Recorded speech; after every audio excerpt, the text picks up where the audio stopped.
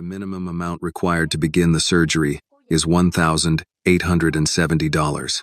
Annie Carter stared at the woman behind the hospital counter, certain she had heard her wrong. $1,870? Annie asked.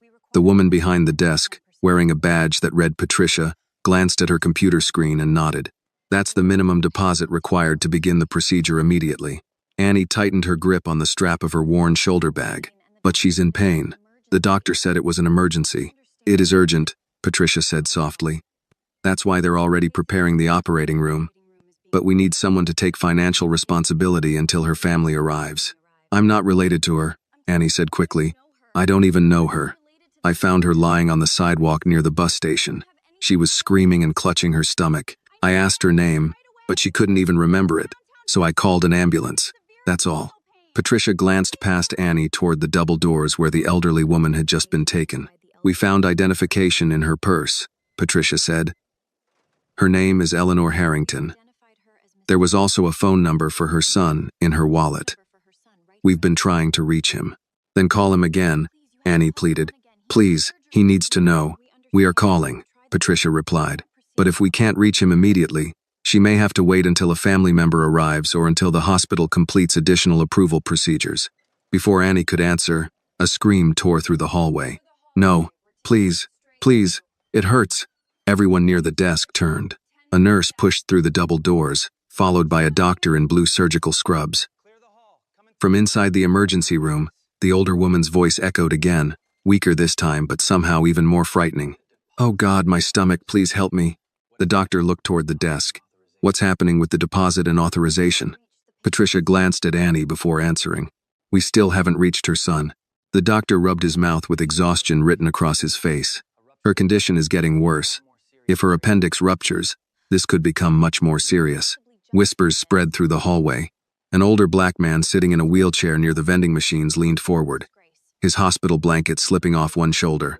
Why don't y'all just take that poor woman in and operate already? He asked. She sounds like she's dying. A woman sitting beside him with her arm in a cast answered before Patricia could speak. Family hasn't arrived yet. No family, no money, no surgery. That's how it works. The old man frowned. She came in by ambulance. That doesn't make it free, the woman muttered. Not in this country. The old man's eyes shifted toward Annie. He had seen her standing at the counter, seen the panic on her face, seen the way she clutched her old bag against her side. Are you related to her? He asked. Annie shook her head. No, sir. But you came in with her. I was the one who called the ambulance.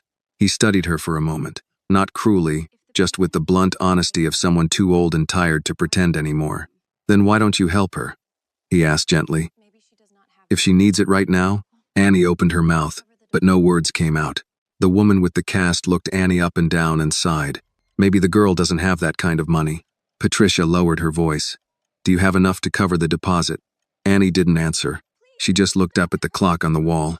Subless for 17 outrem. Another cry of pain echoed from behind the double doors. This one was weaker, but somehow worse. The doctor stepped into the hallway again, no longer hiding the urgency on his face. We can't keep waiting, he told Patricia. If we don't operate soon, this is going to get much worse. Annie turned to him. Can't you do the surgery now and let her family pay when they get here? The doctor looked at Patricia, then back at Annie. For a moment, he looked like he wanted to say yes, but the hospital's rules were older and stronger than his compassion. Patricia shook her head gently. It doesn't work that way, ma'am. We need authorization and proof of financial responsibility. But you have her ID, Annie argued. You have her son's phone number. You know someone is coming. We hope someone is coming, Patricia replied quietly. But hope isn't a signature. The old man in the wheelchair shook his head slowly. Lord, that's a cold thing to say. Annie's hand moved toward her bag before she could stop herself. She slowly pulled out a worn brown envelope, its edges bent from being handled too many times. She opened it just enough to see the stack of cash inside, then quickly closed it again, as if the money might disappear if she looked at it too long. Patricia saw it. The woman with the cast saw it too. Patricia's voice changed immediately. You have the money? Annie pressed the envelope tightly against her chest. It's not for this. The woman with the cast straightened in her seat. Well, if you've got it, pay it. Her family can reimburse you when they get here. The old man nodded slowly. She's got a son. If his number's in her wallet, he'll pay you back. Annie swallowed hard. Patricia tried to keep her tone professional, but the pressure was obvious now. If you can cover the deposit, we can move forward immediately. When the family arrives, you can discuss reimbursement with them. Annie stared at the double doors. You don't understand. Then help me understand, Patricia said softly. Annie's fingers tightened around the envelope until the paper crumpled. This is my tuition money, she whispered. The hallway fell silent. Annie lowered her head. I'm on my way to Pine Hollow Community College. Today is the deadline.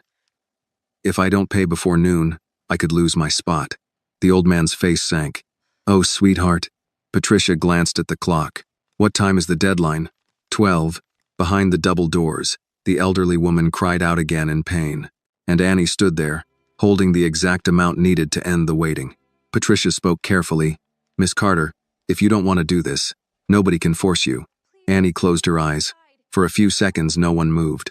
The doctor stood silently near the emergency room doors. Patricia kept one hand resting on the counter.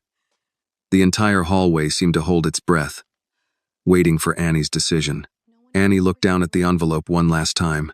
It was every dollar she had saved.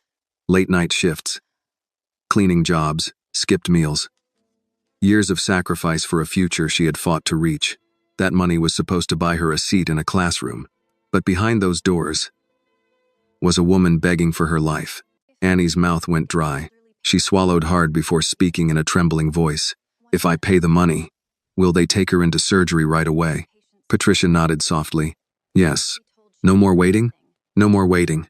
Annie stood still for a moment beneath the cold white hospital lights.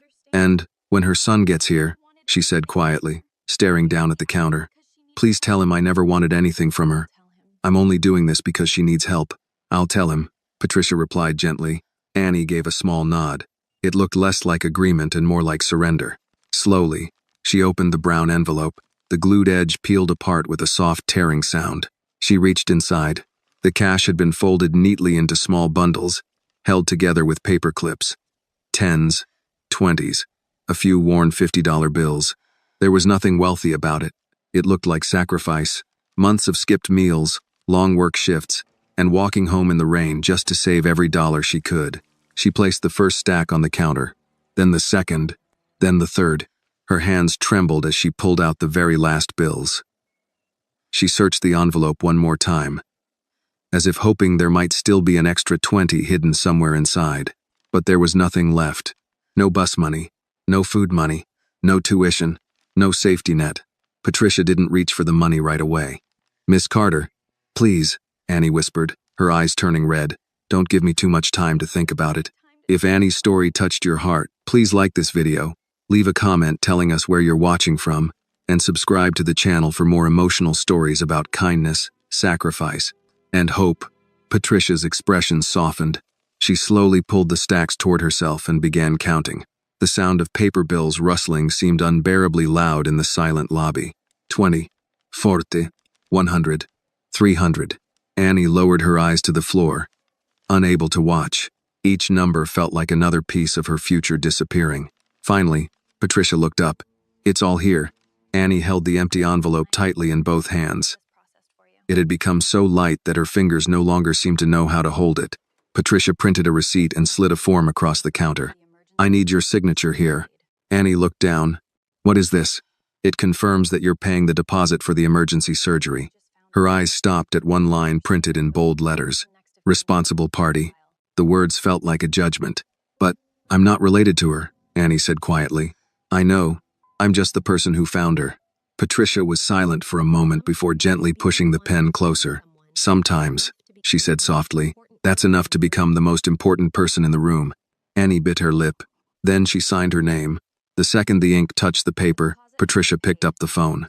The deposit has been paid, she said quickly. You can take Mrs. Harrington upstairs now. The doctor nearby immediately turned toward the doors. Let's move. The entire hallway suddenly changed. Nurses rushed past. A stretcher rolled loudly across the floor. The double doors swung open. Eleanor Harrington appeared beneath a white hospital blanket. Her face was pale. Her frail body twisted as another wave of pain hit her. Annie instinctively stepped aside. As the stretcher passed by, Eleanor's weak hand slipped out from under the blanket. Her trembling fingers reached helplessly into the air, as if searching for someone to hold onto before the darkness took her away. Without thinking, Annie stepped closer. "I'm here," she whispered. Eleanor's fingertips brushed Annie's hand for less than a second. A tiny touch, but enough to tighten Annie's throat with emotion. Then the nurses pushed the stretcher through the double doors.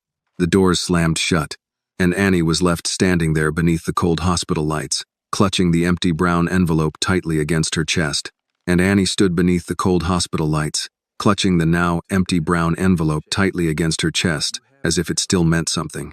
For a few seconds, no one spoke. Then the old man in the wheelchair let out a soft sigh, his tired eyes fixed on her. "My dear," he said quietly, "I hope life remembers what you did today." Annie forced a smile, though her throat ached too much for her to answer. Patricia stepped forward and handed her the surgery receipt. "Keep this," she said gently, "in case her family asks questions later." Annie took the paper automatically, but the moment her eyes landed on the number printed near the bottom, her stomach tightened. "10 babai tishimayuan." Exactly the amount she had brought to Pine Hollow Community College less than an hour earlier. The ticking clock hanging in the hallway suddenly sounded louder than before. 11:18 a.m. Annie stared at it blankly. Patricia noticed. "Is your school across town?" "About 20 minutes away, if the bus arrives on time." Patricia hesitated for a moment. "Maybe. You can still make it." A nurse walked past carrying a stack of charts, then paused beside Annie. "You should sit down, sweetheart. You look pale." "I'm fine." But she wasn't. Her knees trembled slightly, and there was a strange ringing in her ears, as if her body still hadn't caught up with everything that had just happened. She lowered herself into one of the plastic chairs against the wall and stared at the empty envelope in her lap. The flap still hung open no matter how many times she folded it down. Annie rubbed her forehead before pulling out her phone. 3 missed calls from Denise. Her chest tightened instantly. She stared at the screen without moving. Then the phone rang again. Annie inhaled deeply before answering. "Mom." "Annie?" Denise's voice came through breathless with worry. "Honey, where have you been? Did you make it to school?" Annie looked down at the empty envelope resting on her knees. "I ended up somewhere else." Silence. "What happened?" Annie swallowed hard. Around her, the sounds of the hospital continued like normal footsteps, rolling carts, distant voices over the intercom as if nothing life-changing had just happened. "I saw a woman collapse near the bus stop," she said softly. "She was in terrible pain, Mom. They brought her here." Denise was quiet for a moment. "Is she alive?" "They just took her into surgery." "Thank God." Annie closed her eyes. "Mom." The silence on the other end shifted immediately. A mother always knows when the next sentence is going to hurt. "What is it, baby?" "They needed money before they could operate." Denise said nothing. Annie pressed the heel of her hand against her forehead. "They said her appendix could rupture if they waited any longer, and they couldn't reach her family." Still silence. Then Annie whispered, "I used my tuition money." Somewhere down the hall, a heart monitor beeped steadily. Annie waited for anger. Instead, Denise asked quietly, "Was she alone?" "Yes." "And scared?" Annie glanced toward the operating room doors. "Yes." Denise exhaled slowly. "Then you did the right thing." Annie lowered her eyes to the receipt again. "I might lose my place at school now." "I know. I worked for 2 years to save that money." "I know that too." Annie's voice cracked. "I don't even know if her family will actually come." "They will," Denise said, though her voice sounded more hopeful than certain. "And what if they don't? God saw what you did today, even if no one else did." Annie looked toward the operating room again. "That doesn't help pay tuition." A soft, sad laugh escaped Denise. "No, I guess it doesn't." For a moment, neither of them spoke. Then Denise asked gently, "Are you coming home?" Annie opened her mouth, then stopped. A strange feeling kept her rooted to that chair. She could still hear the woman's terrified scream echoing in her mind. "I think I should stay." "Why?" "In case her family shows up. Someone should tell them what happened." Denise sighed softly, sounding both exhausted and understanding at the same time. "That sounds exactly like you." Annie leaned back against the cold plastic chair. "Mom, I'm sorry." "For what?" "Maybe, for throwing my future away." This time, Denise was silent for a long while. When she finally spoke, her voice was so gentle it almost hurt. "Baby. There are people who spend their whole lives protecting their money and still end up alone. But today, when everyone else walked past that woman, You stopped. Annie bit the inside of her cheek. Never apologize for having a kind heart. Across the waiting room, the old man in the wheelchair gave Annie a quiet nod, as if he somehow understood the conversation without hearing a word of it. I'll call you later, Annie whispered. You better, Denise replied softly. Then she paused. And Annie? Yes, ma'am. No matter what happens, don't let this world make you ashamed of being kind. The call ended.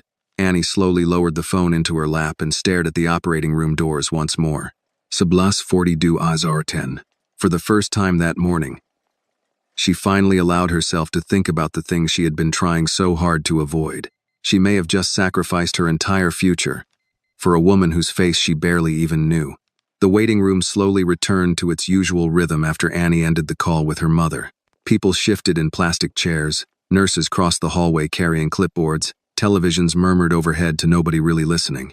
Yet Annie sat perfectly still with the empty envelope in her lap, as though moving too suddenly might force reality to settle completely over her.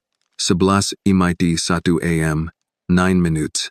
Not enough time to reach Pine Hollow Community College even if she somehow found another $1,870 hiding in the cracks of the hospital floor. The old man in the wheelchair cleared his throat gently. Your mama mad? Annie looked up and managed a weak smile. No, sir. She sounds like a good woman. She is. He nodded toward the operating room doors. Most folks talk about kindness when life's easy. Different thing entirely when it costs something. The woman with the sling shifted beside him. Still shouldn't have fallen on that girl. Patricia overheard her while sorting paperwork behind the desk. Nobody planned for it to. That don't change the fact she just paid nearly $2,000 for somebody she never met. Patricia rubbed her temple. You think I don't know that? For a moment the woman looked embarrassed. I'm not blaming you. Well, somebody always gets blamed in places like this, Patricia muttered quietly. Annie lowered her eyes again. At exactly noon, her phone buzzed in her hand. An automated email from Pine Hollow Community College. Final payment deadline expired. She stared at the subject line without opening it. Somehow those 4 words hurt more than handing over the money itself. The old man noticed her face. That the school? Annie nodded once. Dem. She slipped the phone back into her pocket before she could read more. Patricia came around the counter carrying a paper cup. Here, she said. Coffee's terrible, but it's hot. You don't have to. I know. Annie accepted it carefully. Thank you. Patricia leaned against the counter for a second, lowering her voice. For what it's worth, I've worked this desk 12 years. Most people would have walked away. Annie looked into the coffee. Maybe they would have been smarter. That depends on what kind of person they wanted to be afterward. Before Annie could answer, the elevator doors at the far end of the hallway opened. 2 men in dark suits stepped out first, scanning the floor with the alert eyes of people used to protecting someone important. Behind them came a woman in a cream-colored jacket holding a tablet and phone at the same time. She walked fast, heels striking sharply against the tile. Patricia straightened immediately. The woman approached the desk. Street Mary's called regarding Eleanor Harrington. I'm Clara Benson. Patricia nodded. Yes, ma'am. Mrs. Harrington is currently in surgery. Clara's face tightened for half a second. Where is her son? He's on the way from Jackson, she replied. Traffic delayed them leaving the interstate. Annie quietly looked away, suddenly aware of her faded jeans, her diner shoes, the empty envelope still sitting in her hands. Clara continued speaking. The surgeon said appendicitis? Yes, severe inflammation. They got her in just in time. The woman exhaled slowly, then asked the question Annie had been waiting for without realizing it. Who authorized the surgery? Patricia's eyes moved toward Annie. Clara followed the look. For a moment, neither woman spoke. Annie stood awkwardly from her chair. I'm not family, she said immediately. I just found her outside near the bus stop. Clara studied her carefully, not rudely, just trying to understand how the young black girl standing beside the vending machine had somehow become connected to Eleanor Harrington. You brought her here? Clara asked. Yes, ma'am. And signed the paperwork? Annie hesitated. Yes. Clara frowned slightly. How? Patricia answered quietly before Annie could. Miss Carter covered the emergency deposit. Something in Clara's expression changed. The deposit? She repeated. Patricia nodded once. How much? $1,870. Clara stared at Annie now with full attention. Her eyes moved briefly to the empty brown envelope. You paid that yourself? Annie felt heat rise into her face. They said they couldn't keep waiting. Clara looked genuinely confused. You know, the Harrington family would have reimbursed. I didn't know who she was, Annie interrupted softly. I just knew she was hurting. The old man in the wheelchair let out a low whistle beneath his breath. Clara seemed unsure what to say next. People in her world probably solved problems with insurance cards, lawyers, assistants, and private doctors. Not with crumpled bills from a paper envelope. What's your name? She asked finally. Annie Carter. Clara nodded slowly, committing it to memory. Mrs. Harrington's son will want to thank you personally. That's not necessary. It will be to him. Before Annie could respond, the operating room doors opened briefly, and a nurse hurried through carrying surgical supplies. Annie instinctively stood straighter. How is she? She asked. The nurse slowed just enough to answer. Still in surgery, but stable for now. Annie released a breath she hadn't realized she was holding. Clara noticed that too. You stayed this whole time? She asked. Annie looked confused by the question. Well, somebody should be here when she wakes up. The woman with the sling shook her head softly. Lord, even Patricia stopped pretending to organize papers. Clara glanced toward the operating room, then back to Annie. Do you have family waiting for you somewhere? Annie almost laughed at the irony of the question. My mama's at home. And school? Clara asked carefully. Patricia mentioned tuition. Annie looked down at the envelope again. Deadline was noon. Clara checked the expensive watch on her wrist automatically, then stopped when she realized what that meant. Oh, that single word carried more weight than sympathy would have. The old man in the wheelchair spoke up again. Girl gave away her school money to save that old woman. Clara's face changed completely then. Not pity.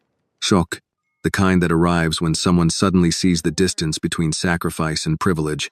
Annie shifted uncomfortably beneath the attention. I didn't do it expecting anything back.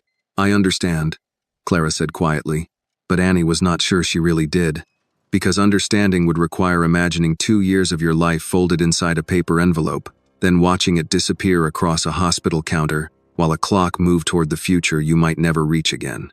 At 12:17 p.m., the elevator doors opened once more. This time, even the nurses looked up. At 12:17 p.m., the elevator doors opened once more. This time, even the nurses looked up. A tall white man stepped out first, moving fast enough that the 2 security men beside him struggled to keep pace. His suit jacket hung open, tie loosened, gray beginning to show near his temples. The moment he entered the hallway, the air around him changed in the strange way power changes a room before anyone says a word. William Harrington. Annie recognized the name immediately. Everybody in Mississippi did. His face appeared on hospital wings, scholarship banners, business magazines near grocery store checkout lines. He owned half the commercial buildings between Jackson and Memphis and sat on the boards of medical companies Annie could barely pronounce. But right now he did not look like a billionaire. He looked like a son who was afraid. Where's my mother? He asked before reaching the desk. Patricia straightened. She's still in surgery, Mr. Harrington. How long has she been in there? Almost an hour. William pressed both hands against the counter for a second, lowering his head briefly like he was trying to steady himself. Beside him stood a blonde woman in an expensive navy coat, his wife, Annie assumed, and behind them a teenage girl around Annie's age held her phone tightly against her chest. Grace Harrington. Annie recognized her too from local charity photographs online. Different world. Same age. William looked up sharply. What happened? Why was she alone? Clara stepped closer. We believe she wandered from the caretaker during her morning walk. She collapsed near a bus stop downtown. William shut his eyes for 1 second too long. The guilt on his face surprised Annie. She called me last night. He murmured quietly, almost to himself. I told her I'd visit this weekend. His wife touched his arm gently. William, I should have come sooner. No one answered him. Then Patricia glanced toward Annie again. William noticed immediately. What? Clara spoke carefully. There's something else you need to know. He turned. For the first time, his eyes landed fully on Annie standing near the row of plastic chairs, clutching the empty envelope against her jacket. Clara gestured softly toward her. This is Annie Carter. She's the one who found your mother. William stared at Annie, trying to process the sentence. You brought her here? Yes, sir. Were you there when she collapsed? I found her after, sir, near the bus stop. What condition was she in? Annie hesitated, then answered honestly. She was in a lot of pain. She seemed confused. She didn't know her own name. William looked away sharply, jaw tightening. And she stayed with your mother the entire time, Clara added. William nodded distractedly, still focused on the operating room doors. Thank you. Truly. But Clara was not finished, and she covered the emergency surgical deposit. That got his attention. William turned back slowly. What? Patricia spoke before Annie could. Mrs. Harrington needed immediate surgery. We were unable to reach family right away. Miss Carter agreed to take financial responsibility, so the procedure could begin immediately. Silence spread through the hallway. William looked at Annie again, but differently now. You paid the deposit? Annie shifted uncomfortably. Yes, sir. How much was it? Patricia answered quietly. $1,870. William frowned, confused at first, as if the amount sounded too small to matter and too large for this girl at the same time. Then Clara added the part that changed everything. It was her college tuition money. The words seemed to physically hit him. What? Annie wished everyone would stop looking at her. I was already on my way to school, she said softly. They said your mother couldn't wait. William stared at the empty envelope in her hands. For several seconds he did not speak at all. Then he asked quietly, You gave up your tuition? Annie tried to shrug like it was less important than it felt. I didn't know what else to do. The teenage girl beside him suddenly spoke for the first time. Dad. But William still looked at Annie. You don't even know my mother. No, sir. And you still used your school money? Annie lowered her eyes. She was alone. Something in William's face broke then. Not dramatically, not loudly, just enough for everyone standing nearby to see the exact second a man realized a stranger had shown his mother more mercy in 1 hour than money could guarantee in a lifetime. He turned away abruptly, one hand covering his mouth. His wife looked at Annie with tears already gathering in her eyes. Oh my God. The old man in the wheelchair shook his head slowly. Told y'all that girl gave up everything she had. Grace Harrington looked at Annie the way people look at something they do not know how to measure. Not admiration exactly, more like confusion mixed with shame, because girls like Grace never had to decide whether another human life was worth their future. William finally faced Annie again. His voice was rough now. How long did you work for that money? Annie hesitated. About 2 years. He let out a breath that sounded almost painful. 2 years. For him, $1,870 was a dinner with investors, a hotel suite, an amount his accountant might not even notice. For Annie Carter, it had been 2 years of her life folded inside a paper envelope. William glanced toward Patricia. You accepted her tuition money? Patricia stiffened immediately. Sir, we followed emergency procedure. The surgery needed authorization. I know the procedure, he snapped, then caught himself. Sorry, I know. The anger was not really for Patricia. It was for himself, for not answering the phone sooner, for not being there. For allowing his mother to become an elderly woman crying in pain on a public sidewalk while strangers walked past. A surgeon finally pushed through the operating room doors, removing his gloves. Everyone stood at once. William stepped forward immediately. Doctor? The surgeon nodded. The surgery went well. The entire hallway exhaled together. We got to the appendix before rupture, the doctor continued. A little longer and this could have ended very differently. William closed his eyes. His wife began crying quietly beside him. The surgeon looked toward Annie. You got her here in time. Annie looked down quickly, uncomfortable with the attention. William followed the doctor's gaze. Then he looked at the empty envelope still pressed against Annie's chest. And for the first time in many years, William Harrington, one of the richest men in the state of Mississippi, looked completely helpless standing in front of someone poorer than him. The surgeon gave a few final instructions to the nurses before disappearing back through the operating room doors. The tension in the hallway loosened slightly, but Annie still felt like she could not breathe properly. William Harrington looked at her again, slower this time, as if trying to understand what kind of person emptied 2 years of savings for a stranger. What school? He asked quietly. Pine Hollow Community College. The nursing program? Annie blinked in surprise. Yes, sir. His wife glanced at him. You donated to that building last year. William gave a distracted nod without taking his eyes off Annie. You wanted to become a nurse? I still do. The words came out before Annie could stop them. The second she heard herself say still, something painful tightened in her chest. William noticed. So what happens now? He asked gently. Annie forced a small shrug. I missed the deadline. Can't they extend it? She almost laughed at how simple he made it sound. Schools don't usually bend rules for people like me. The sentence settled heavily over the hallway. Grace lowered her eyes. Even Patricia looked uncomfortable. William frowned slightly. People like you? Annie immediately regretted saying it aloud. I just mean, people without money. For the first time since arriving, William seemed to really see the hospital around him. The faded chairs, the broken vending machine humming in the corner, the exhausted receptionist, the patients waiting because they had no better options. And Annie standing there in worn shoes, clutching an empty envelope like she was afraid someone might take even that away. Clara stepped closer to William and lowered her voice. Should I contact the school? Annie shook her head immediately. No, ma'am, please don't. William looked surprised. Why not? Because I didn't help your mother expecting something back. That's not what this is. It'll feel like it. The answer caught him off guard. Annie shifted awkwardly under the attention. I don't want anybody thinking I did this, hoping somebody rich would save me afterward. The old man in the wheelchair gave a slow nod. That girl's got pride. Leave her that. William looked at Annie for a long moment, then glanced away toward the operating room doors again. She's right, he said quietly. If someone pays you back too fast, kindness starts feeling like a transaction. Annie looked up, surprised he understood. His wife touched his arm gently. William. He nodded faintly, still thinking. A nurse approached from down the hallway. Mr. Harrington, your mother should be moved to recovery within the next hour. One family member will be allowed in first. Thank you, he said automatically. The nurse smiled politely at Annie too, and thank you for staying with her. After she walked away, silence settled again. Then Annie glanced toward the clock. 12, 45 PM. The number hit harder than she expected. It was real now. The deadline had passed nearly an hour ago. Somewhere across town, the financial office at Pine Hollow Community College had probably locked her file already. Another student might even be receiving the spot she spent 2 years fighting for.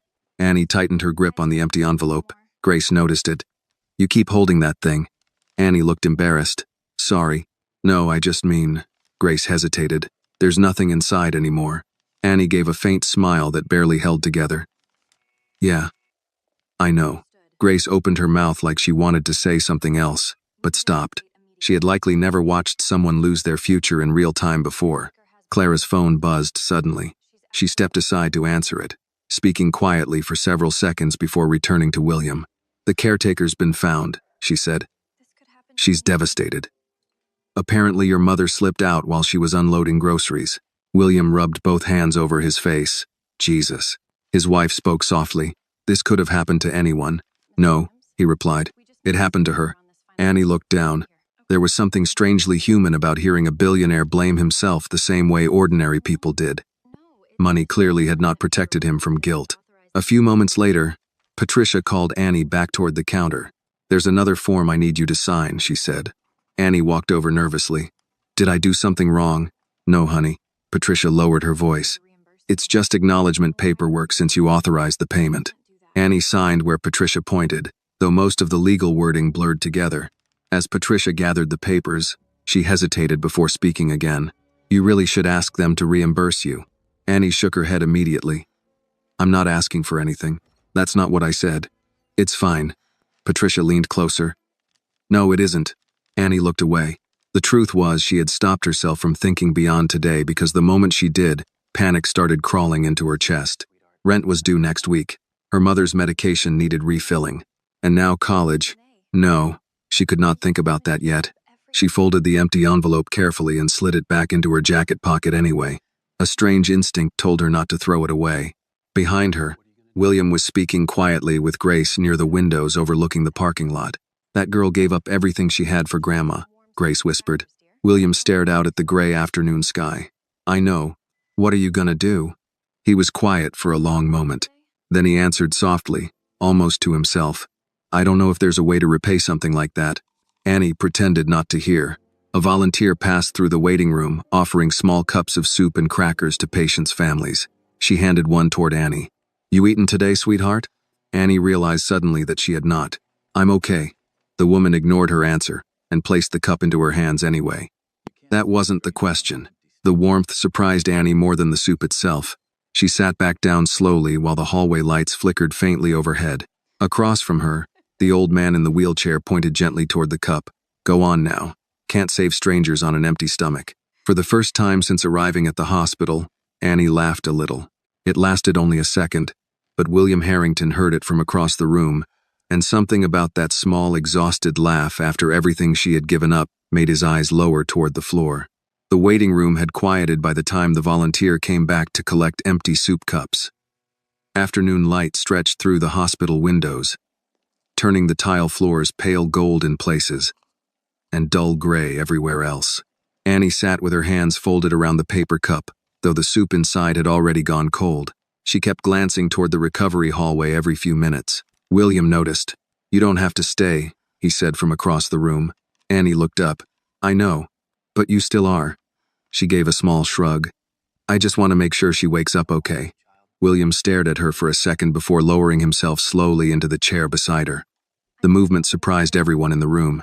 Men like William Harrington usually didn't sit in hospital waiting rooms beside strangers, not unless something inside them had changed. Up close, Annie noticed how tired he looked. Not tired in the way working people look tired. Different, like someone who had spent years running too fast to hear himself think. My mother hates hospitals, he said quietly. Annie glanced toward him. She says they smell like fear and bleach. Despite herself, Annie smiled faintly. She's not wrong. That earned the smallest laugh from him.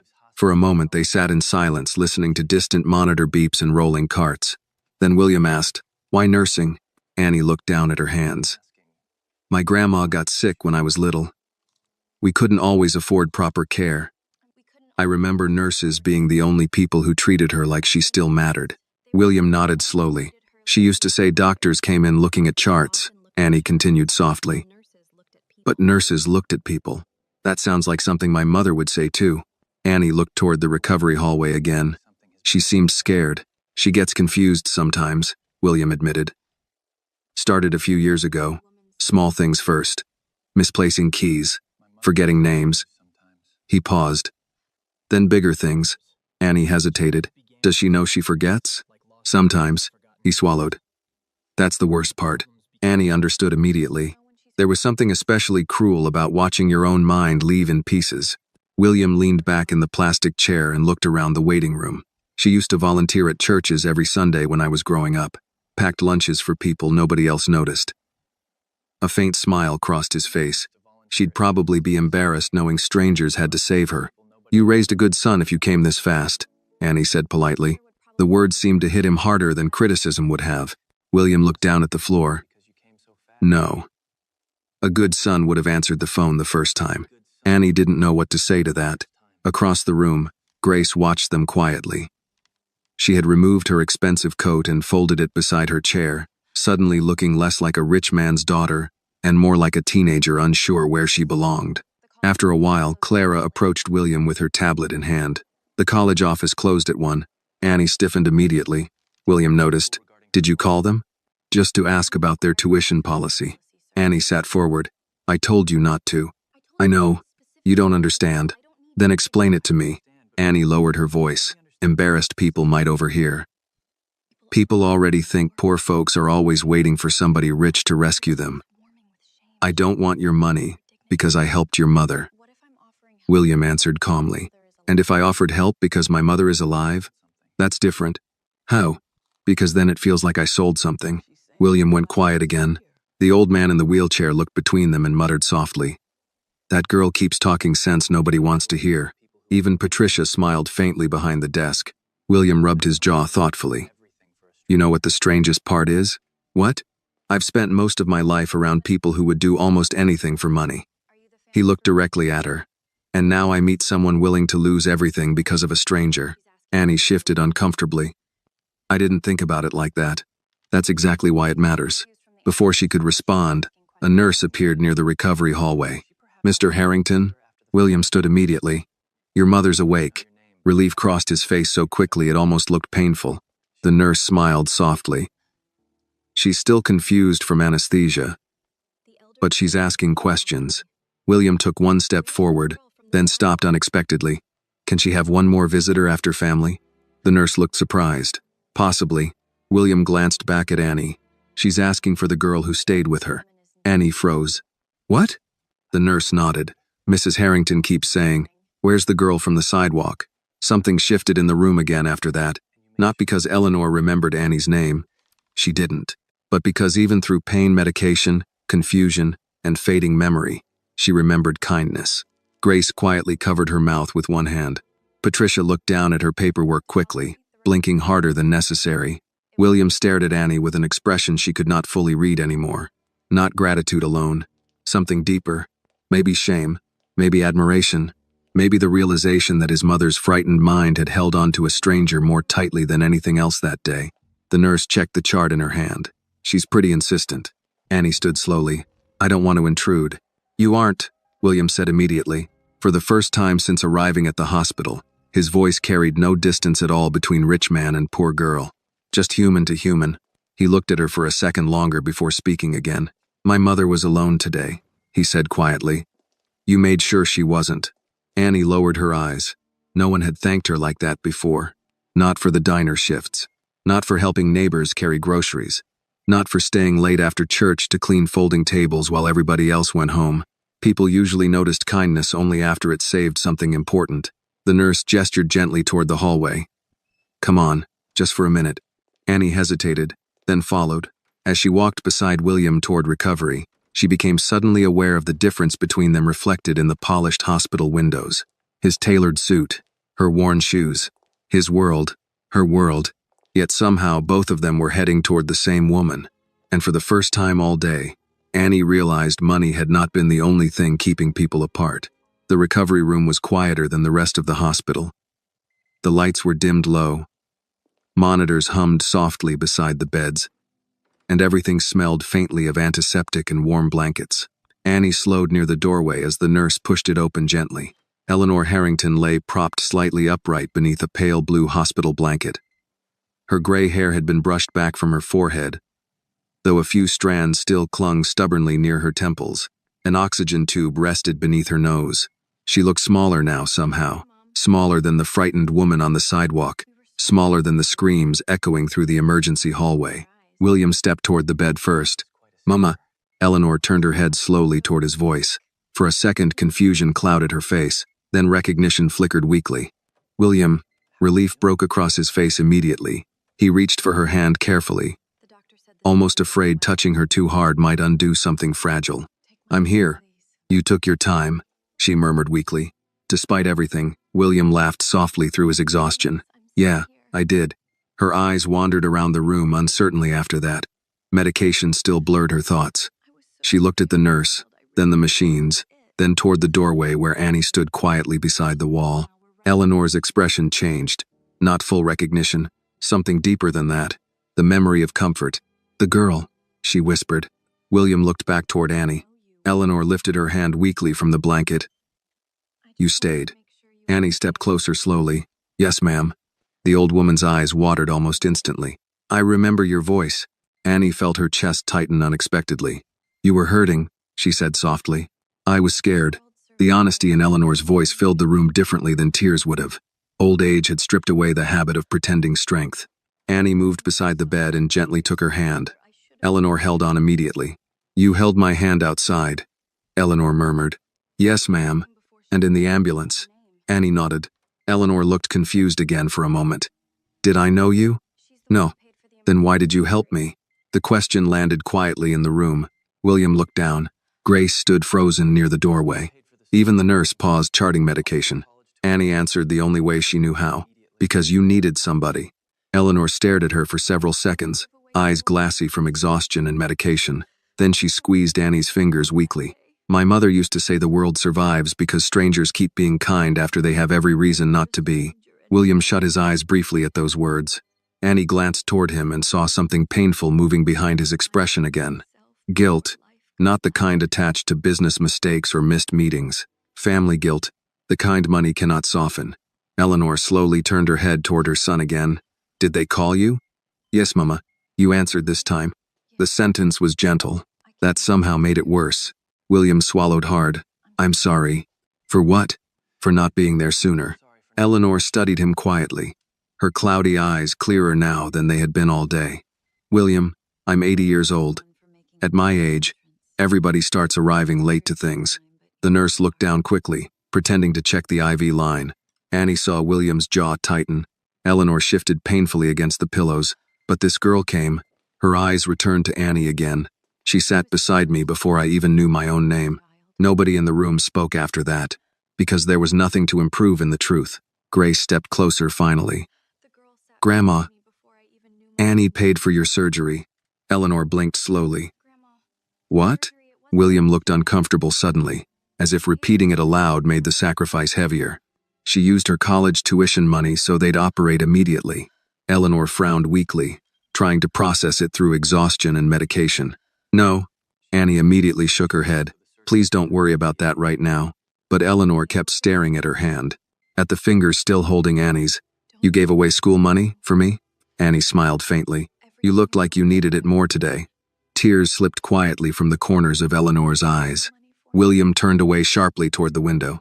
Grace lowered her face. Even the nurse looked emotional now.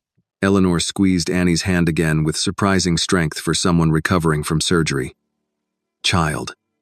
Nobody gives up their future for a stranger anymore. Annie thought of the empty envelope still folded in her jacket pocket. I guess I did.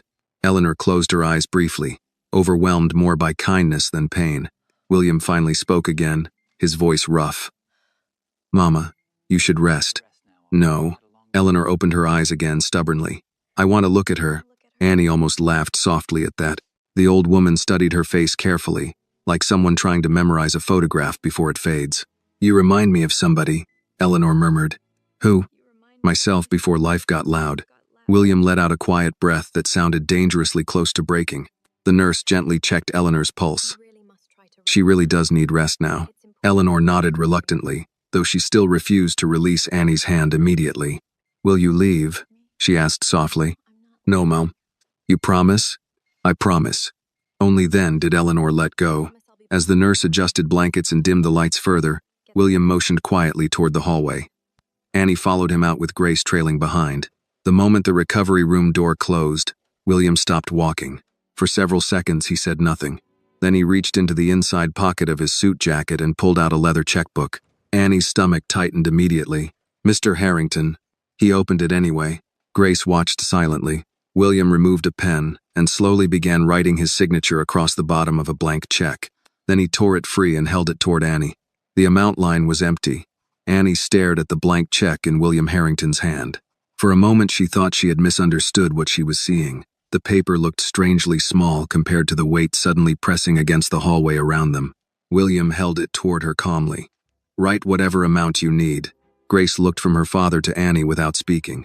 The recovery hallway behind them stayed quiet except for distant monitor beeps and the squeak of rubber soles crossing polished floors. Annie did not move. William stepped in tent, interest, your tuition, your family, rent, whatever this day cost you. His voice lowered. Whatever number makes your life whole again. Annie looked down at the signature across the bottom of the check. William Harrington. A name powerful enough to change everything with a single line of ink. Her fingers tightened unconsciously around the empty envelope still tucked beneath her arm. Mr. Harrington, you saved my mother's life. I know why you're doing this. Then take it. Annie slowly shook her head. William frowned slightly, certain she had misunderstood. Annie, this isn't charity. That's exactly why I can't take it like this. Grace blinked in confusion. Why not? Annie searched for words carefully because she did not want to sound ungrateful. If I write a number on that check, she glanced at William, then what I did starts feeling different. William lowered the check slightly. Different how? Like I sold something. Silence followed immediately. Even Grace looked startled by the answer. William stared at Annie for several long seconds. You think I'm trying to buy your kindness? No, sir. Annie swallowed. But money changes how people remember things. He said nothing. Annie looked toward the recovery room door behind them. Your mother was scared and alone. I helped because of that. Not because I thought something good would happen to me after.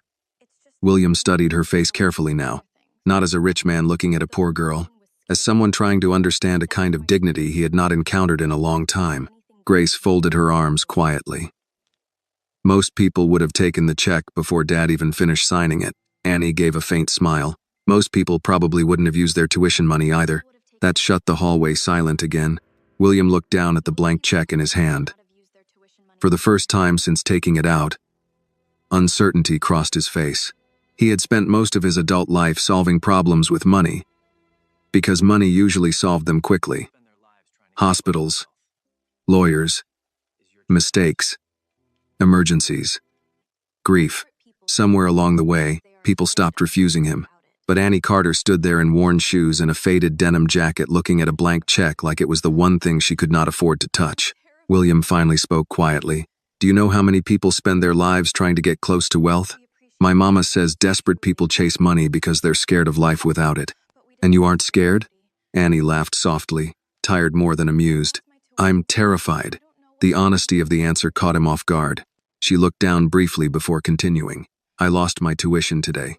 I don't know what I'm supposed to tell my little brother tonight when he asks if I paid for school. I don't know if my spot's already gone. Her voice weakened for a second, but steadied again. But I still don't want my help to feel like a business deal. William slowly lowered the check completely. Behind them, the recovery room door opened slightly as a nurse stepped out carrying medication charts. She glanced at the scene curiously before continuing down the hall. Grace leaned against the wall beside her father. So what happens now? Annie shrugged faintly. Now your grandmother heals up and goes home. And you? The question lingered heavier than Grace intended. Annie looked away toward the waiting room windows where late afternoon light stretched across the floor. I'll figure something out. William watched her quietly. There was no self-pity in her voice. That somehow made it harder to hear. Most people begged when life cornered them. Annie did not. She just carried the weight silently and kept standing. William folded the blank check once between his fingers but did not put it away yet. My mother's right, you know, he said. Annie looked back at him. She used to tell me the strongest people are usually the ones the world overlooks first. Grace smiled faintly. Grandma says stuff like that all the time. She does, William admitted softly. I just stopped listening enough. For a second, nobody spoke. Then Annie glanced at the check again. You should keep that, sir. William looked at it too. I haven't carried this checkbook in years. Then why bring it today? He thought about the answer before giving it. Because when the hospital called, I thought money would be the most important thing I needed. Annie lowered her eyes. And then I got here. He finished quietly. Something shifted between them after that. Not comfort exactly. Something more honest. The realization that one person had too much money and the other not enough. Yet neither of them had been able to protect Eleanor Harrington alone. William finally slid the blank check back into his jacket pocket. Relief crossed Annie's face before she could hide it. Grace noticed immediately. You really thought she might take it?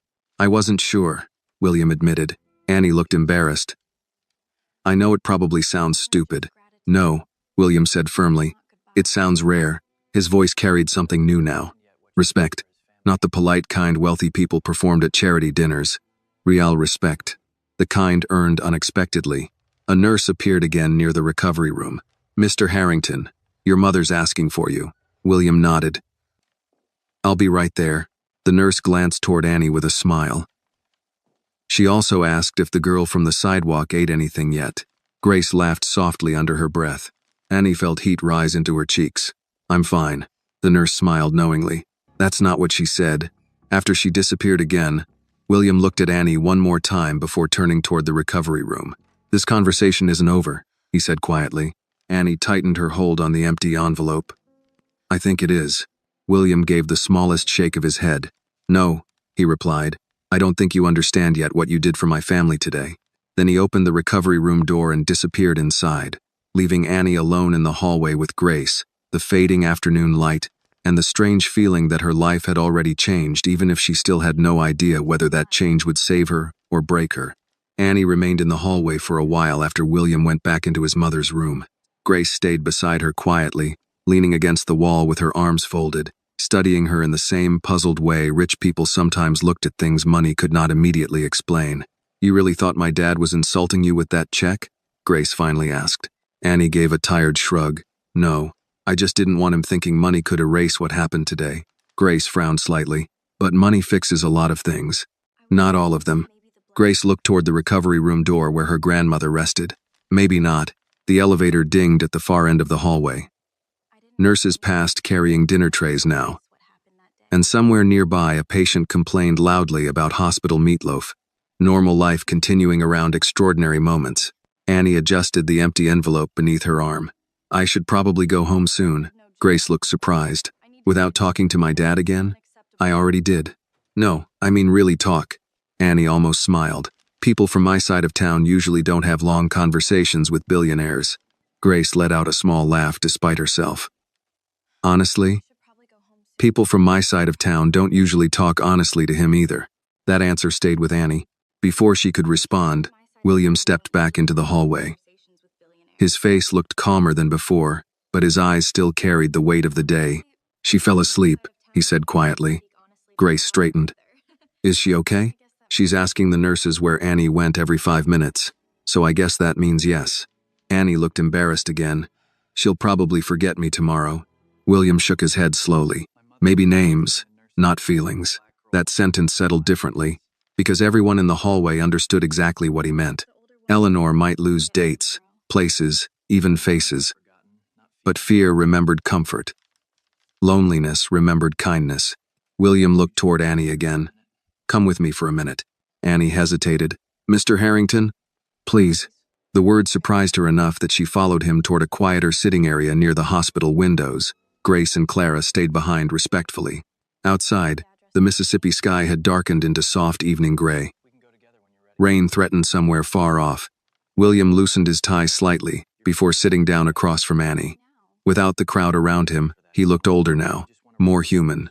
He rested his elbows on his knees for a moment before speaking. How much did you actually lose today? Annie frowned. I told you already. No, I mean everything. She looked confused. Tuition's obvious, he continued. But people don't usually carry exactly $1,870 unless it took something to get there. Annie looked down at her hands. For a moment she considered giving him the easy version, the polite version. Instead, exhaustion made her honest. I worked mornings at Marlene's diner before classes, she said quietly. Weekends too. Sometimes doubles. William listened silently. I cleaned tables at the laundromat on Front Street. Did grocery deliveries for Mrs. Green after church. Saved birthday money. Christmas money. She laughed softly without humor. There just wasn't much birthday money. William's jaw tightened slightly. My brother started putting coins into a jar for my nursing books, Annie continued. My mama pretended not to notice when the power bill got behind because she knew I was trying to save. William stared at the floor now. And today was the deadline, Annie finished quietly. If I missed it, they could give my spot away. Could? She met his eyes finally. Will. The certainty in her voice bothered him more than anger would have. Have they contacted you yet? Annie pulled her phone from her pocket and unlocked it slowly. The email still sat unopened at the top of the screen. Final payment deadline expired. William read the subject line from where he sat. Something moved across his face then. No shock. Shame, because for the first time in many years, he was looking directly at what $1,870 meant to someone else. He leaned back slowly in the chair. My God. Annie locked the screen again. It's okay. No, William said immediately. It isn't. She looked toward the windows. I knew helping her might cost me something, but not your future. Annie did not answer. William rubbed a hand over his mouth, thinking. When I was your age, he said quietly, I nearly got thrown out of college because I forgot to pay a parking fine. Annie blinked. Seriously? My father made one phone call and it disappeared. He gave a bitter laugh. I've spent years thinking I worked harder than everybody else because nobody handed me success. He shook his head slowly. Then today I meet a girl carrying her future around in a paper envelope. Annie did not know what to say to that. A silence settled between them. But it no longer felt uncomfortable. Just honest. Finally, William looked at her again. Tell me the truth. Are you scared to go home tonight? Annie smiled faintly, terrified. Because of your mother? Because she'll try to tell me I did the right thing, Annie swallowed. And I won't know if hearing that makes me feel better or worse. William looked down for several seconds. Then he reached into his jacket again. Annie stiffened immediately. Mr. Harrington. No check. She relaxed slightly. Instead, he removed a business card and placed it gently on the small table between them. Simple white lettering. William Harrington. 3 phone numbers beneath it. I'm giving you this because whether you like it or not, my family owes you more than gratitude. Annie looked at the card but did not pick it up. William continued quietly. I'm not asking to buy your kindness. I'm asking you not to disappear before I have the chance to do the right thing. Annie looked up slowly. And what if there isn't a right thing? She asked. William held her gaze. Then I'll spend the rest of my life knowing a stranger protected my mother better than I did. Annie looked at the business card for several seconds before finally picking it up. The cardstock felt thick and expensive between her fingers. Even the printed letters seemed confident in a way her own life had never been.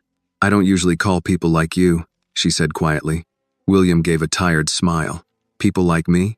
You know what I mean. I'm not sure I do anymore. That answer lingered between them. Annie slipped the card carefully into the empty envelope instead of her pocket. Somehow it felt safer there, like something connected to this strange day belonged with the thing it had already taken from her. William noticed. You keep treating that envelope like it still has value. It does. He looked at her curiously. It carried my future this morning, Annie said softly. Feels wrong to throw it away before the day's even over. Before William could answer, Clara appeared near the sitting area holding her phone. Sorry to interrupt, she said quietly, though her expression suggested the matter was important. I spoke to someone at Pine Hollow Community College. Annie immediately straightened. Why? William shot Clara a quick look, but it was too late now. Clara lowered the phone slightly. I didn't tell them who you were. I just asked general questions about missed tuition deadlines. And? Clara hesitated. The nursing program is full. Annie felt something inside her chest sink hard and fast. The registrar said once a payment deadline passes, the spot usually goes to the next student on the waiting list. Usually. Such a harmless word for something capable of ruining a life. William watched Annie carefully. She nodded once like she had expected it all along. Okay, she said quietly. Clara looked uncomfortable. Miss Carter, it's fine. But it wasn't. Even William could hear the effort it took for her to say those two words without breaking apart. He leaned forward slightly. No, she shook her head quickly. Please don't look at me like that. Like what? Like I'm tragic. William sat back slowly. That's not what I'm thinking. Annie looked toward the windows. Outside, rain had finally begun falling over the parking lot in soft gray streaks. My mama always says poor people don't get the luxury of falling apart every time life's unfair. She laughed faintly. Guess tonight I find out if she's right. William stayed quiet for a moment before asking, what would you have done if you hadn't found my mother today? The question caught Annie off guard. I would have paid my tuition. And after that, I start classes next month. Her voice softened slightly. Get through nursing school somehow. Work nights if I have to. She smiled faintly at the thought. Maybe someday rent my mama a house where the kitchen sink doesn't leak every winter. William looked down. Such small dreams by the standards of his world. Yet somehow they sounded bigger than most ambitions he heard in boardrooms. Clara's phone buzzed again. She glanced at the screen. The school office director is still there. Apparently they're processing late financial files. William stood immediately. Annie looked up. What are you doing? Driving to the college? No. He blinked at the force in her voice. I mean it, Annie said. Please don't walk in there throwing money around because you feel guilty. This isn't guilt. Then what is it? William looked directly at her. Responsibility. Annie stood too now. Your mother being sick isn't your fault. No, he agreed quietly, but your future collapsing because you stopped to save her might be. The words hit harder than Annie expected. She folded her arms tightly across herself. You still don't understand. Then help me. You can't fix every painful thing with a check. William's expression changed slightly. You think I don't know that? Annie stopped talking, because for the first time all day, she heard genuine exhaustion underneath his voice. Not billionaire exhaustion, human exhaustion, the kind carried by people who had spent years trying to outrun regret. Grace suddenly appeared near the hallway entrance carrying 2 vending machine sodas. Am I interrupting another argument about morality and capitalism? William sighed. Probably. Grace handed Annie a soda anyway. Here, I don't have any money on me. That would be a terrible business model for friendship. Annie laughed softly before she could stop herself. Grace looked relieved just hearing it. Grandma's asleep again, she said. The nurse said she'll probably stay overnight for observation. William nodded distractedly, still looking at Annie. Then Clara's phone buzzed once more. This time she frowned at the screen. Mr. Harrington. What? The school office closes in 30 minutes. Silence. Rain tapped softly against the windows. Annie looked toward the elevator finally. I should go home. William stared at her. That's it? What else is there? You just lost your place in nursing school. I know. And you're acting like that doesn't matter. Her eyes met his sharply then. Of course it matters. For the first time since he arrived at the hospital, real emotion cracked through her calm voice. I'm scared out of my mind right now, she admitted quietly. But your mother's alive, so I'm trying very hard not to hate myself for choosing that. Nobody spoke after that. Not Grace. Not Clara. Not even William. Because there was nothing clean or simple left inside the situation anymore.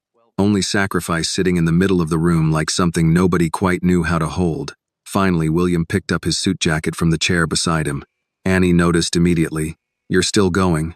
Yes. I told you not to. And I heard you. Then why? Because, William interrupted quietly, whether you accept help or not, I refuse to sit here doing nothing while the person who saved my mother loses her future in the same building where people claim they train caregivers. Annie opened her mouth, then stopped. William stepped closer, lowering his voice. You said money changes how people remember things. He nodded slowly. Maybe, but sometimes refusing to use power when you have it changes people too. Rain continued tapping against the windows as they stared at each other. Then Grace spoke softly from behind them. Dad's right about one thing. Annie glanced toward her. If someone like you can lose everything for doing the right thing, Grace swallowed lightly, then something's broken. Rain followed them all the way to Pine Hollow Community College. Annie sat in the back seat of William Harrington's SUV beside Grace, watching water slide down the dark windows while Clara drove through the nearly empty streets. The hospital lights had long disappeared behind them, replaced by closed diners, gas stations glowing beneath wet pavement, and old storefronts already shutting down for the night. Nobody spoke much during the drive. Annie still wasn't sure why she had agreed to come. Part of her wanted to jump out at every red light and walk home before things became more complicated. Another part knew this day had already crossed the point where normal pride could keep pretending everything would somehow fix itself. William sat beside Clara in the front passenger seat, making calls in a low voice. Yes, this is William Harrington. I understand policy, Dean Porter. No, I'm not asking for special treatment. I'm asking you to hear the full situation before making a decision. Annie stared at the rain outside. Special treatment. That was exactly what terrified her. People always found it easier to respect poor people when they stayed poor quietly. Grace glanced toward Annie. You okay? Annie laughed softly. Not even close. That makes two of us. Annie looked over. Grace tucked loose hair behind one ear awkwardly. I keep thinking about what Grandma said. What part? The world survives because strangers keep being kind after they have every reason not to. Grace shook her head faintly. I don't think people in my world hear things like that enough. Annie gave a tired smile. People in mine hear it all the time. We just usually say it at funerals. That answer stayed in the car for a while. When they finally pulled into Pine Hollow Community College, only a few office lights still burned across campus. Rain misted through the parking lot beneath yellow street lamps.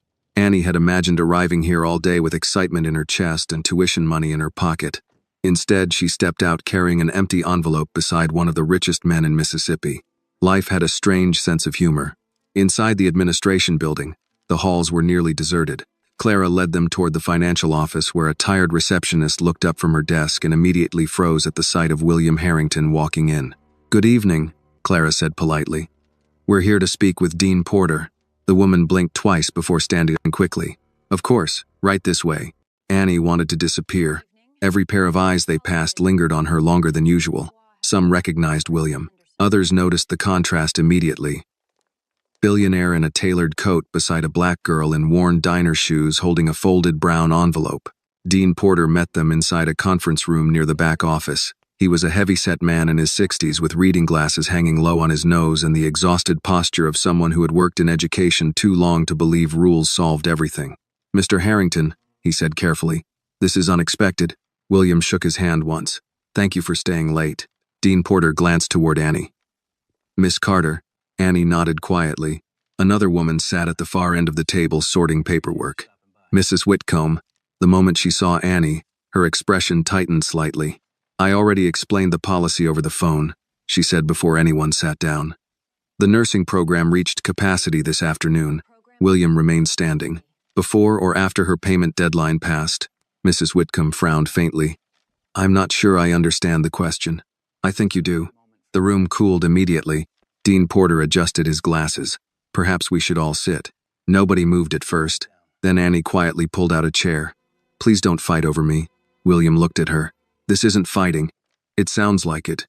Mrs. Whitcomb folded her hands neatly on the table. Miss Carter, no one is questioning your character. But deadlines exist because institutions require order. Annie lowered her eyes. She had heard versions of that sentence her whole life. Order, procedure, police, words that somehow always landed hardest on people without money. William spoke calmly, though tension sat beneath every word now. Miss Carter missed your deadline because she stopped to save my mother's life. Mrs. Whitcomb answered just as calmly. And that is admirable. But if we bend policy for one student, she didn't oversleep. William interrupted. She didn't forget paperwork. She used her tuition money to authorize emergency surgery for a dying woman. Dean Porter looked toward Annie slowly. Is that true? Annie wished the floor would swallow her whole. Yes, sir. Mrs. Whitcomb shifted uncomfortably but stayed firm. Again, nobody disputes the circumstances.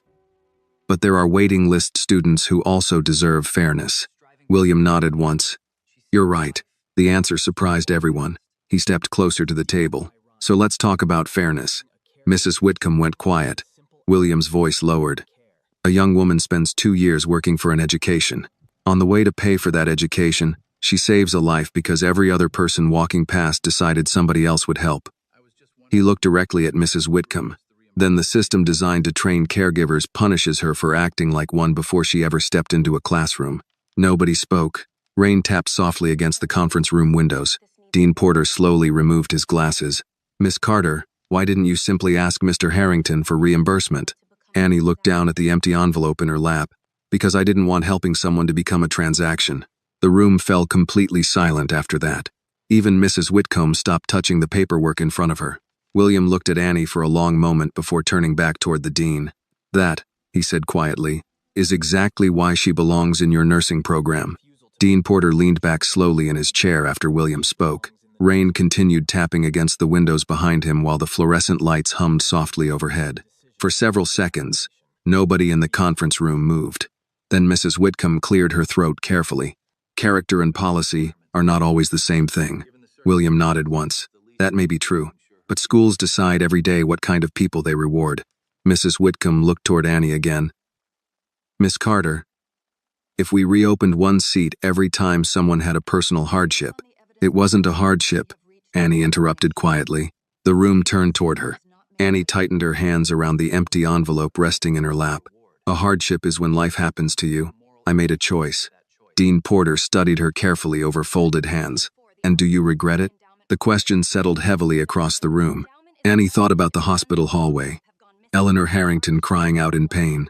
The old man in the wheelchair lowering his head and whispering, Lord have mercy. Her mother's voice on the phone telling her not to be ashamed of having a soft heart. Then she thought about the unopened email still sitting in her phone. Final payment deadline expired. Her future balanced against a stranger's life. Annie answered honestly. I regret that the world makes people choose between helping somebody and protecting themselves. Her voice stayed calm. But no, sir. I don't regret helping her. Dean Porter slowly removed his glasses again. Mrs. Whitcomb looked down at the paperwork in front of her, though Annie could tell the older woman was no longer seeing it clearly. William remained silent now. He had already said enough. The dean folded his hands together. How many students are currently on the nursing wait list? Mrs. Whitcomb glanced at her files. 3. And how many accepted students failed to complete payment before the deadline this semester? She hesitated. 7. William's eyes narrowed slightly. Dean Porter noticed. Meaning? Mrs. Whitcomb sighed quietly. Meaning some seats usually reopen within the first 2 weeks anyway. Annie blinked. William looked at the dean but said nothing. The older man turned toward Annie again. Miss Carter, if your place in the program were restored, would you still intend to enroll? Annie stared at him. Yes, sir. Even after today? Yes, sir. Why? The answer came faster this time. Because people remember who sat beside them when they were afraid. Silence followed. Grace lowered her eyes immediately. William looked toward the windows. Even Mrs. Whitcomb's expression softened slightly. Dean Porter let out a slow breath through his nose. You know, he said quietly, Most applicants spend interviews telling us why they deserve to become nurses. He glanced at Annie. You already showed us. Mrs. Whitcomb looked over carefully. Dean, he raised one hand gently, stopping her.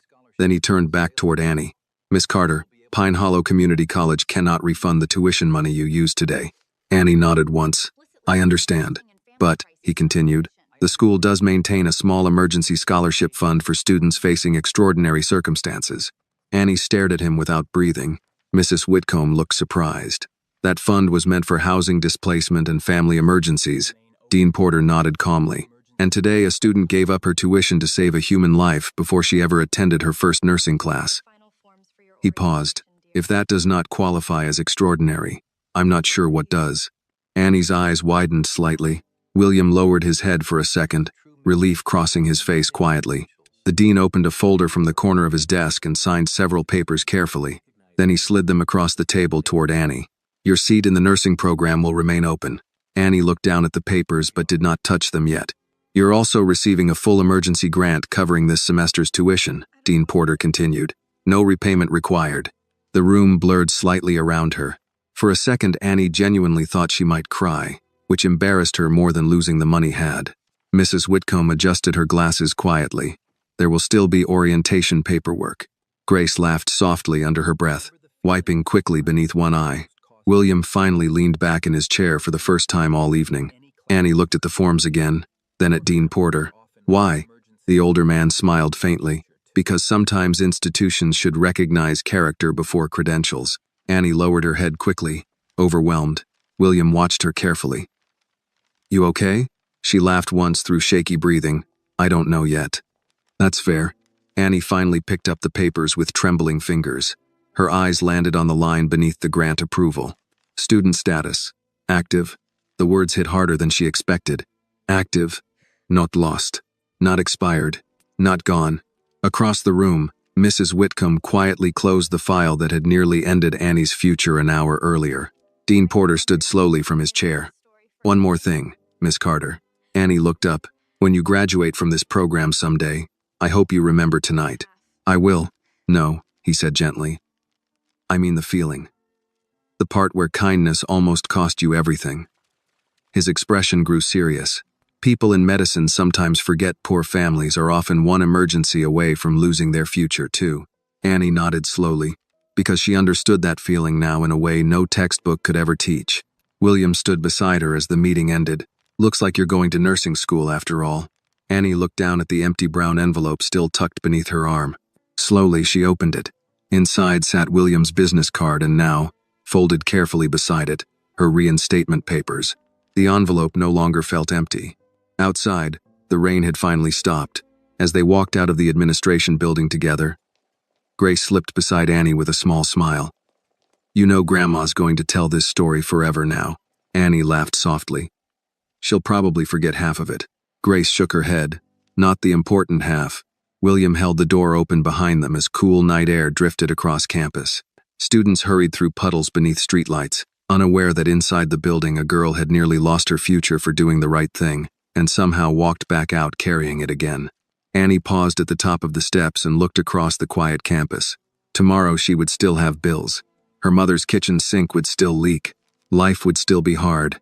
But somewhere behind her, an old woman was alive. And somewhere ahead of her, a classroom seat still waited with her name on it. This story reminds us that true kindness is not measured by how much money a person has, but by what they are willing to sacrifice for someone else. Annie had every reason to protect her own future, yet she chose compassion over convenience when a stranger needed help. In a world where many people walk past suffering, the story shows that quiet acts of humanity can still change lives. Sometimes the people with the least give the most, and real character is revealed not when life is easy, but when doing the right thing comes at a cost. This video is a work of fiction created with the assistance of artificial intelligence. All characters, events, and situations are not real, and do not represent any actual people or true stories. The content is intended for storytelling and emotional illustration only.